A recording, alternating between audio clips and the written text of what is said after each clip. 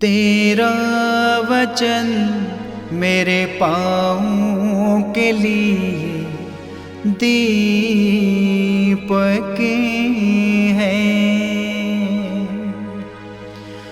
और मेरे मार्ग का उजियाला है। तेरा वचन मेरे पाँवों के लिए दीपक है। पहला पाठ रोमियो के नाम संत पौलुस का पत्र, अध्याय 11, पद संख्या 1 से 2, 11 से 12, 25 से 29 तक। मन में ये प्रश्न उठता है, क्या ईश्वर ने अपनी प्रजा को त्याग दिया है? निश्चय ही नहीं। मैं भी तो इस्राएली, इब्राहिम की संतान और बेन्यामीन वंशी हूँ। ईश्वर ने अपनी उस प्रजा को जिसे उसने अपनाया नहीं त्यागा है।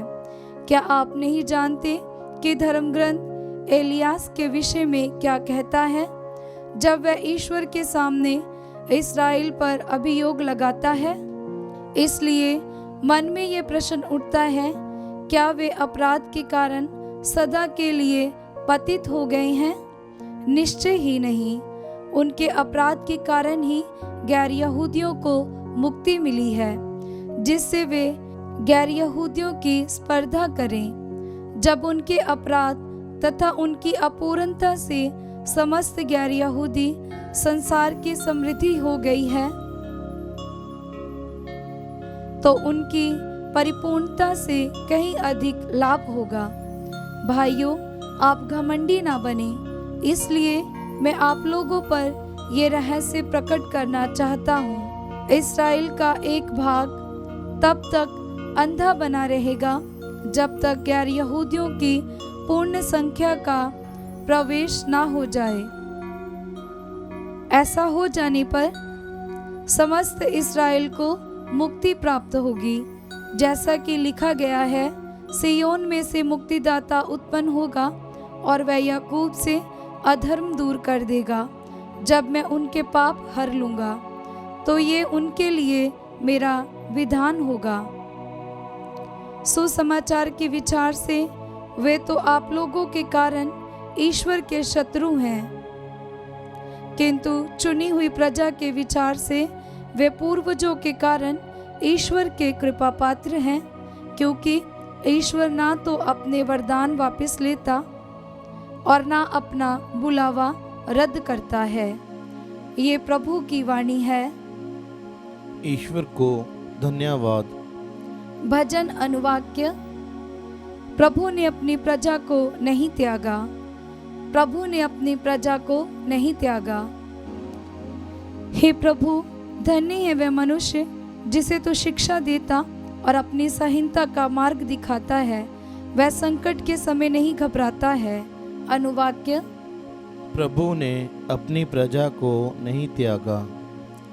प्रभु ने अपनी प्रजा को नहीं त्यागा। उसने अपने लोगों को नहीं छोड़ा। धर्मियों को फिर न्याय दिलाया जाएगा और सब सचित्र उसका समर्थन करेंगे। अनुवाक्य। प्रभु ने अपनी प्रजा को नहीं त्यागा। यदि ईश्वर मेरी सहायता नहीं करता तो मैं शीघ्र ही अधोलोक चला जाता। हे प्रभु, जब लगता कि मेरे पैर फिसलने वाले हैं, तो मुझे तेरी सांत्वना का सहारा मिलता है। अनुवाक्य। प्रभु ने अपनी प्रजा को नहीं त्यागा। जय घोष हालेलुया। अनुवाक्य। हालेलुया। प्रभु कहते हैं, मेरा जुआ अपने ऊपर ले लो और मुझसे सीखो, मैं स्वभाव से नर्म और विनीत हूँ। अनुवाक्य। हालेलुया। पवित्र सुसमाचार संत लूकस के अनुसार, अध्याय 14, पद संख्या 1 और 7 से 11। यीशु किसी विश्राम के दिन एक प्रमुख फरीसी के यहाँ भोजन करने गए। वे लोग उनकी निगरानी कर रहे थे। यीशु ने अतिथियों को मुख्य मुख्य स्थान चुनते देखकर उन्हें यह दृष्टांत सुनाया। विवाह में निमंत्रित होने पर सबसे अगले स्थान पर मत बैठो, कहीं ऐसा न हो कि तुमसे प्रतिष्ठित कोई अतिथि निमंत्रण हो और जिसने तुम दोनों को निमंत्रण दिया है वह आकर तुमसे कहे, इन्हें अपनी जगह दीजिए, और तुम्हें लज्जित होकर सबसे पिछले स्थान पर बैठना पड़े। परंतु जब तुम्हें निमंत्रण मिले तो जाकर सबसे पिछले स्थान पर बैठो, जिससे निमंत्रण देने वाला आकर तुमसे यह कहे, बंधु आगे बढ़कर बैठिए।